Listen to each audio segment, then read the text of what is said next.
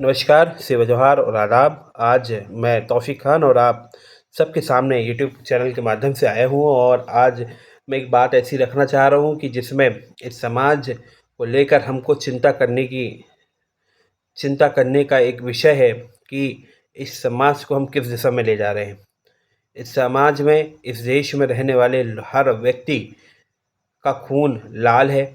ये बात शायद सबको पता है कि यदि ऊपर चमड़ी कैसी भी हो, काली हो, गोरी हो, सांवली हो, लेकिन जब अंदर का खून निकलता है तो सबका लाल निकलता है। और जब खून लाल निकलता है तो उसका मतलब ये है कि हर इंसान, वो किसी भी जात का हो, किसी भी धर्म का हो, किसी भी संप्रदाय का हो, वो व्यक्ति इंसान है। और जब इंसान कहीं न कहीं अपने आप को, अपने अपने धर्म को श्रेष्ठ बताने में लग जाता है, तो वो कहीं न कहीं अपना खुद के साथ-साथ अपने धर्म का, अपने समाज का और अपने देश का सबसे ज़्यादा नुकसान करने में लग जाता है। धर्म कौन-सा अच्छा है, क्या है, इस बारे में मैं डिबेट नहीं कर रहा हूँ। मैं बात कर रहा हूँ कि हम किस दिशा में जा रहे हैं। हम अपने आप को श्रेष्ठ साबित करने में, अपने धर्म को श्रेष्ठ साबित करने में ऐसे लगे हैं कि हमें इस देश में रहने वाले 140 करोड़ लोगों की चिंता नहीं दिख रही। 140 करोड़ लोग जो इस देश में रह रहे हैं, वो विभिन्न जाति, विभिन्न धर्म, विभिन्न संप्रदाय के लोग हैं। लेकिन हमारे जो धर्माचार्य हैं, जो मौलवी हैं या जो कथावाचक हैं, ये ऐसा नहीं कि हर कोई, कुछ लोग जो कहीं न कहीं इस समाज को, इस देश को नुकसान पहुँचाने में लगे हुए हैं। जिनको लाखों करोड़ों लोग लोग फॉलो करते हैं और वो यदि इस समाज को सुधारने का कार्य नहीं कर रहे हैं, तो कहीं न कहीं ये हमारे लिए और हमारे देश के लिए बहुत ही गंभीर बात है और सोचने वाली बात है कि हम किस दिशा में जा रहे हैं और हमको क्या करना चाहिए। हम हमारे जो धर्म के लोग हैं, विभिन्न धर्मों के लोग, जैसे इस्लाम में पैगंबर मोहम्मद जो नबी बन के आए इस्लाम और में आखिरी पैगंबर, तो उनकी जो शिक्षा है, उनकी शिक्षा पर मुसलमान कितना अमल कर रहा है, ये भी सोचने वाली बात है। वहीं सनातन धर्म में श्री राम, जब जिनको सनातनी भाई हमारे ईश्वर मानते हैं या भगवान मानते हैं, तो उनके जो आदर्श हैं, उन आदर्शों पर वो कितना चल पा रहे हैं, ये सोचने वाली बात है।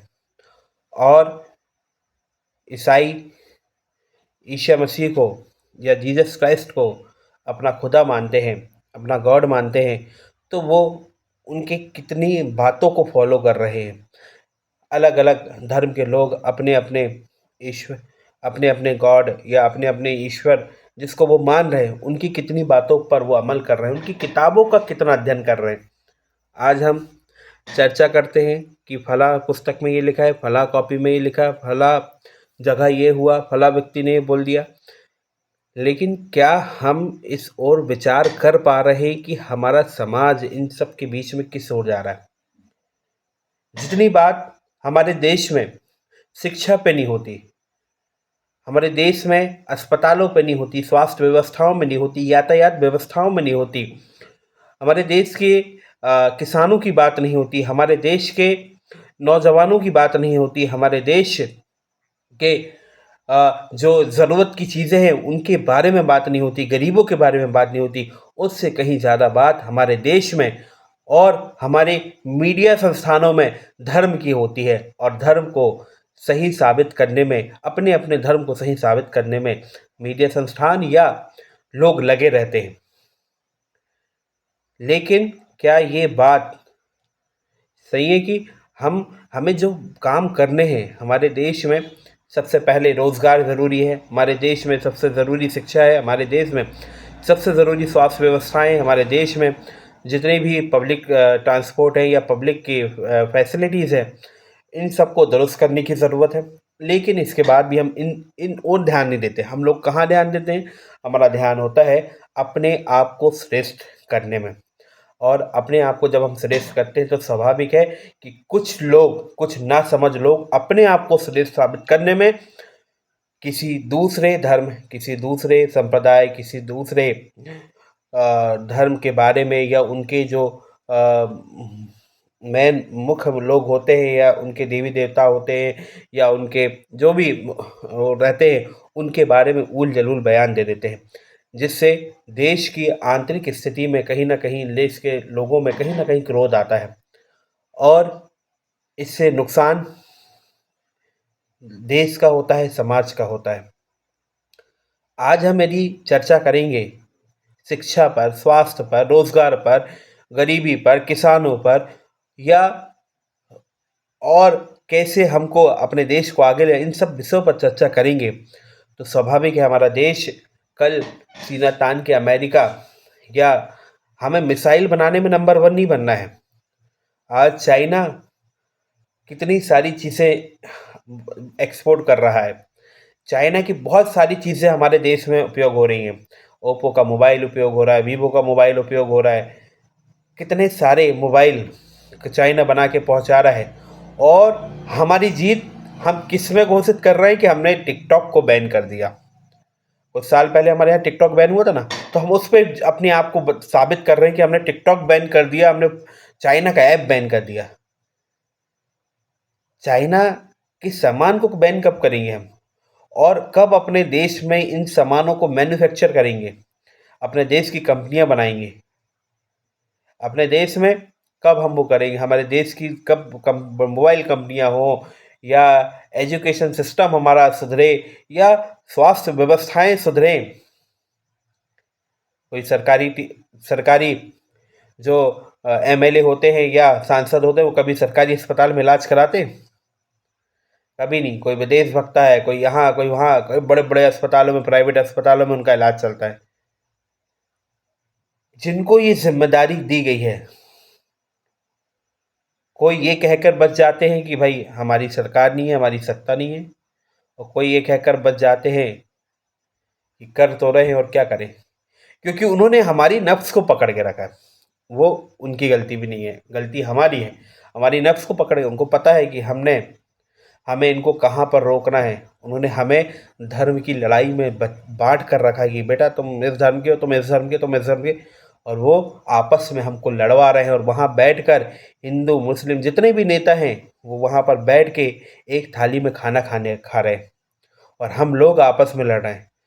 हम लड़ रहे हैं कि फला व्यक्ति हमारे मोहल्ले में क्यों घुसा, फला व्यक्ति हमारे मंदिर के सामने क्यों आया, हमारी मस्जिद के सामने क्यों आया, हमारा ये क्यों किया, हमारा वो क्यों किया। हम इस बात में लड़ रहे हैं, जबकि हमारा जब सारे संविधान की बात करते हैं, संविधान में लिखा है कि हम जो है ये यहाँ पर सभी धर्म के लोग निवास करते हैं और सभी धर्म के लोगों को अपनी अपने त्यौहार मनाने की, पूजा पाठ करने की अनुमति है। धर्मनिरपेक्ष राष्ट्र है हमारा, लेकिन बावजूद इसके हम लोग अटके हैं। हम लोगों की बात ही नहीं हो रही है। हमारा संविधान इतना लचीला संविधान या हमारा संविधान लिखित संविधान, इसके बावजूद सब कुछ लिखा होने के बाद हम बात करते हैं कि हम ये कर लेंगे, वो कर लेंगे। लेकिन मैं किसी एक अभी जब से मैं देख रहा हूँ कांग्रेस की गवर्नमेंट रही, भाजपा की गवर्नमेंट आई, कभी मैंने ये नहीं देखा कि शिक्षा के ऊपर कोई काम हो रहे हों, शिक्षा के ऊपर कोई काम हो रहे हों, हेल्थ के ऊपर कोई काम हो रहा हो, लोगों को आगे ले जाने के लिए, युवाओं को रोजगार देने के लिए कोई काम हो रहा हो। किसी भी चीज, छोटी सी चीज करते हैं, आज 2,000 रुपये, 1,500 रुपये महिलाओं के, किसानों के खातों में डाल रहे हैं। मनरेगा के तहत मजदूरी करवा रहे हैं। कितने काम हो रहे हैं, लेकिन हम लोग आज भी क्या इन कामों को ईमानदारी से कर पा रहे हैं? इनका मूल्यांकन, क्या इनका मूल्यांकन कर पा रहे हैं? नहीं कर पा रहे। क्यों नहीं कर पा रहे हैं? ये समझने वाली बात है। इस समाज को यदि हमें, इस देश को यदि हमें तरक्की की राह पर ले जाना है, इस देश को हमें तरक्की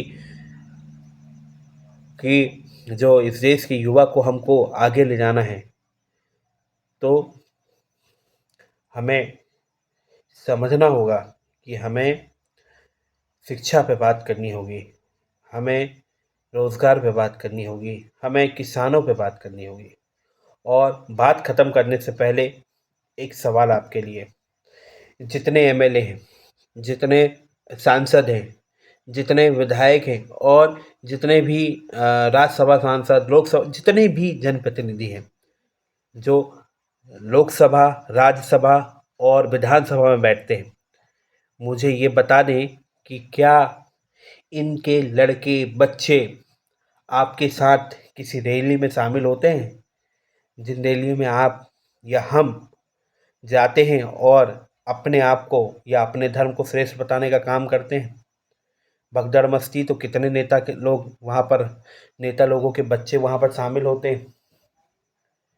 तो ये नेता लोग, ये सांसद, ये विधायक, मैं हर किसी को नहीं बोल रहा, लेकिन ये लोग आपको चूतिया बनाने का काम कर रहे हैं। अपने बच्चों को विदेशों में पढ़ा रहे हैं और वहाँ से आने के बाद बड़े बड़े उनके लिए बिजनेस तैयार कर रहे हैं, बड़ा बड़ा रास्ता बना रहे हैं।